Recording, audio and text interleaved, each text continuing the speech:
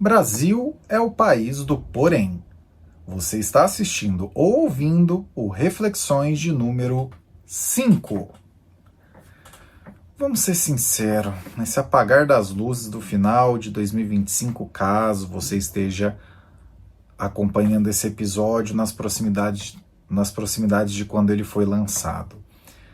Algo da economia ou da política brasileira te faz, assim, comemorar, de fato, sabe, né, ficar super feliz, eufórico, né, dar aquele soco no ar do Pelé? Talvez sim, talvez é possível que você se alegre nessa magnitude, com alguma coisa da economia ou da política brasileira. E sem julgamentos. Mas você já notou que esse tipo de alegria não costuma durar aqui no Brasil? Ah, provavelmente isso acontece porque o Brasil é o país do porém. E Brasil ser o país do porém vai mais ou menos na seguinte direção. Você pode ter, vou colocar algumas coisas sobre economia, algumas coisas sobre política para a gente pensar juntos. Você pode ter um governo que coloca uma regra fiscal na mesa, dando a entender que vai se preocupar com esse assunto, mas aquela regra fiscal não é seguida, não serve para referência alguma. Você pode ter um legislativo que diz se preocupar com a democracia e, ao mesmo tempo, por um punhado de bilhões de dólares, não, de reais em arrecadação, acaba passando a mão na cabeça de quem não leva a democracia a sério. São inúmeros os exemplos. No caso, né, por esses dois, provavelmente você pensou em questões mais recentes, né, do Brasil. Mas se você estica mais esse prazo, você continua vendo que as coisas por aqui sempre têm um porém. Talvez você esteja pensando que isso é uma coisa que acontece em qualquer lugar, né? Qualquer lugar, na política e na economia, você vai ter alguma notícia boa, mas sempre naquela notícia boa tem um porém, tem um detalhe, tem uma questão ali que não vai fazer com que aquela questão seja de fato boa, né? Totalmente boa. Mas o Brasil, ele acaba sendo um caso de destaque nessa seara, porque por aqui a gente é especializado nisso. E se a gente for trazer isso para a parte de literatura econômica, né, de discussões econômicas talvez um pouco mais aprofundadas, embora estejamos em um espaço de reflexões, um espaço mais leve, no Brasil, quando a gente olha essas regras do jogo, a gente chama isso em economês, em estudos dessa área, né, dessa ciência social chamada economia, a gente chama isso de instituições.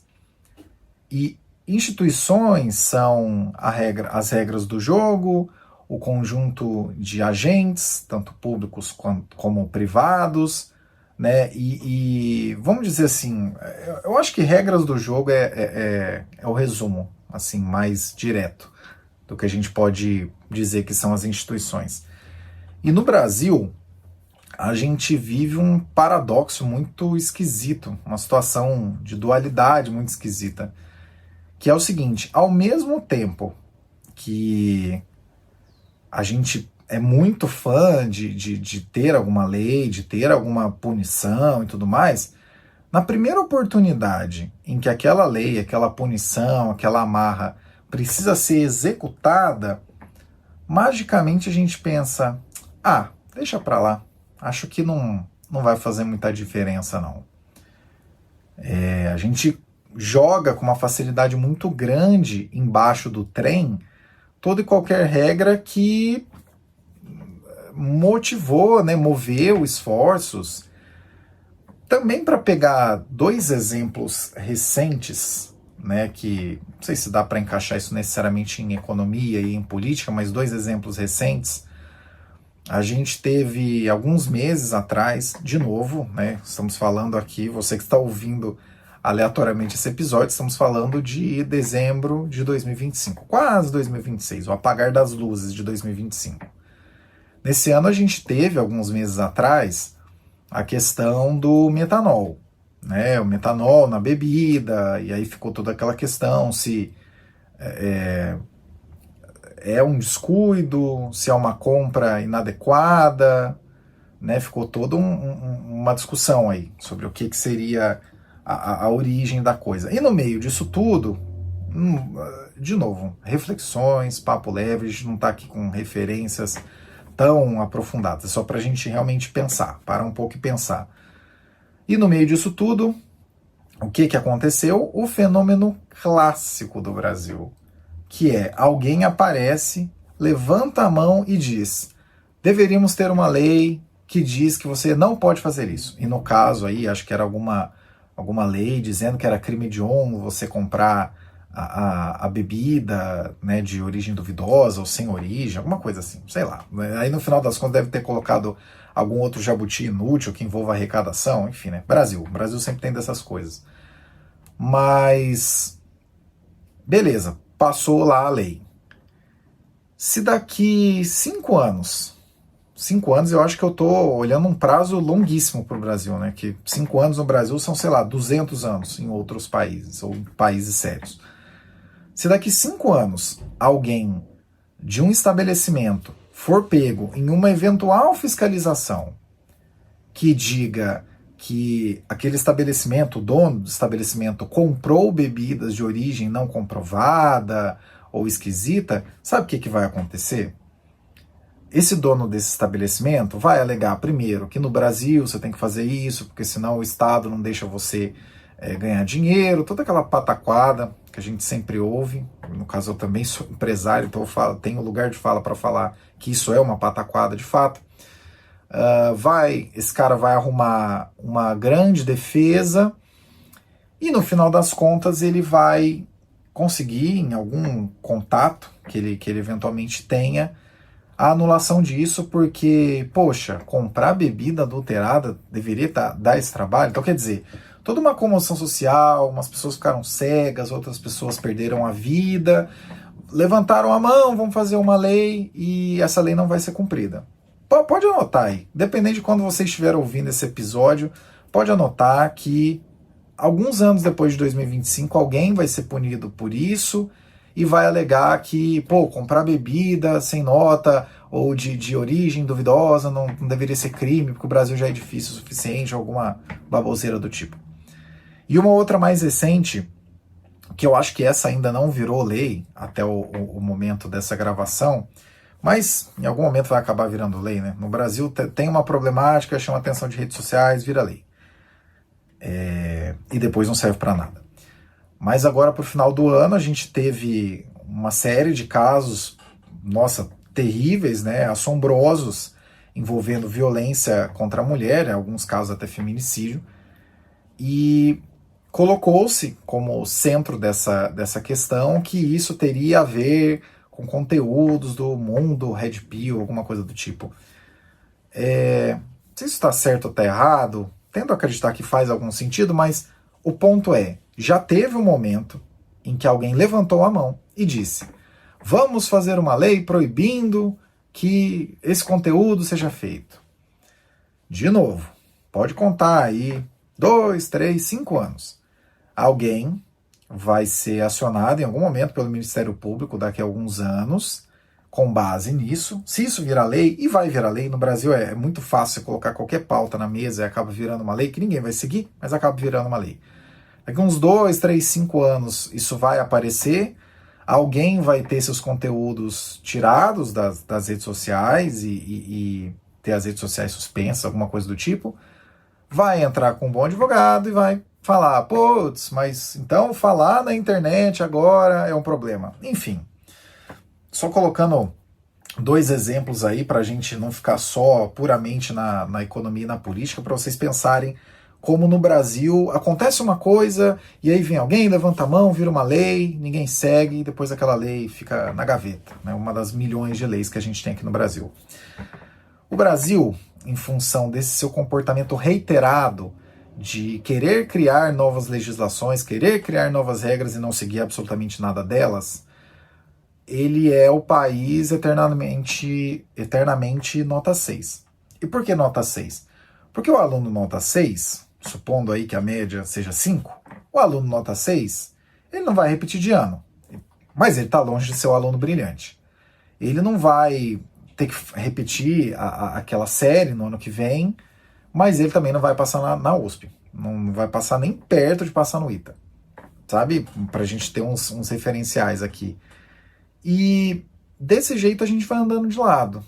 Assim a gente vai caminhando. Isso talvez possa parecer uma visão muito nihilista é tudo, né, aquele meme do Chico Bento, né? Normar, isso é normar. Torcer para você ser cronicamente online o suficiente para ter lembrado desse meme. Mas é só uma realidade, é só uma constatação, sabe? Especificamente se a gente for parar para pensar em decisões tomadas em relação a quem tenta golpe de Estado, o Brasil, em todos os golpes de Estado tentados aqui, ou esses golpes deram certo ou esses golpes deram errado, mas ninguém foi punido. E agora, em 2025, que pela primeira vez na história do Brasil, pelo menos na história da República Federativa do Brasil, enquanto a gente é república, a primeira vez que houve uma punição, né, e aí, né, isso passa uma mensagem de que não é adequado você atentar contra o Estado. E, de novo, conversa leve aqui, tá? Ninguém tá... você concorda, você não concorda? Só tô dizendo que houve um processo... Houve investigação, houve condenação e agora está havendo passar a mão na cabeça, como todas as outras vezes em que tentaram um golpe de Estado no Brasil.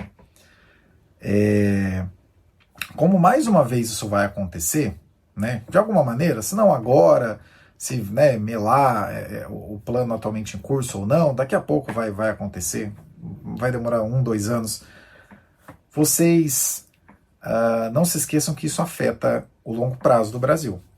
Porque, né, se a gente gosta muito, quando o assunto é economia, de olhar para a Argentina e falar, eu particularmente gosto muito de citar isso sempre que possível, em economia a Argentina está nos anos 80 do Brasil, talvez em civilidade eles já estejam muito além da gente, muito além, porque por lá pelo menos 40 anos atrás eles lidaram de alguma maneira com quem tentou golpe de Estado. E olha que eu estou dizendo uma esfera em específico, uma esfera, que é lidar com quem tentou o golpe de Estado. Se a gente for olhar, a regra fiscal aqui funciona um tempo, depois não vai adiante.